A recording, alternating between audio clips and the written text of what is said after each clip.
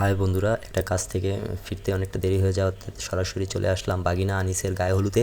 তো আমি এখন সরাসরি আনিসের রুমে চলে যাব, দেখি আনিস কী করে। তো এখন হ্যাঁ, মাশাআল্লাহ দিল্লাহ, আনিসকে অনেক সুন্দর দেখা যাচ্ছে। বাগিনা আনিস অনেক খুশি, কারণ তারও পতনের অপেক্ষা। তো হঠাৎ করে ফ্যামিলি সবাই চলে আসলো, আয়সা গায়ে এক একজনের গায়ে হলুদ দিতেছে। তো বোনের গায়ে দিতেছে, দুলাভাইয়ের গায়ে দিতেছে। তারপরে সবাই খুশিতে আত্মহারা। তো বোন সবাইকে ডাকতেছে যে চলে আসো, গায়ে হলুদে দিব। এখন দুলাভাইয়ের সাথে সাথে গায়ে হলুদ দেওয়া শুরু করছে বাগিনা আনিসের গায়ে। এখন বড় দুলাভাই আসছে, আশা দুলাভাইও তাকে দেওয়া শুরু করলো।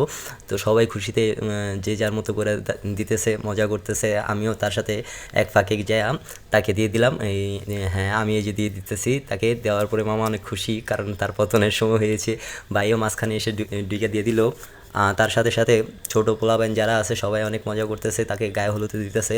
এর ফাঁকেই তার বন্ধু বান্ধব এসে পড়লো, এসে তারা বসে পড়লো, বৈশা তাদেরকেও দেওয়া শুরু হলো।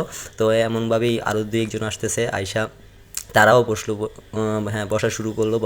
বৈশাই একটু মজা করতেছে, কথা বলতেছে তার সাথে। আবার গায়ে হলুদ দেওয়া শুরু করলো। তো বাগিনা আনিসও তাদের সাথে মজা করতে করতে তাদেরকে দিয়ে দিল।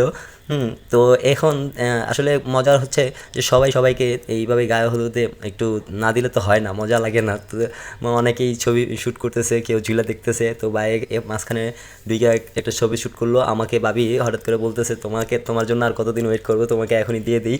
তো আমিও নিয়ে নিলাম, সে সমস্যা নাই। তো আমি বলতেছি, বাগিনা আনিস, তোমার তো উইকেট পড়ে গেলো। তো সবাই তাদের জন্য দোয়া করবেন।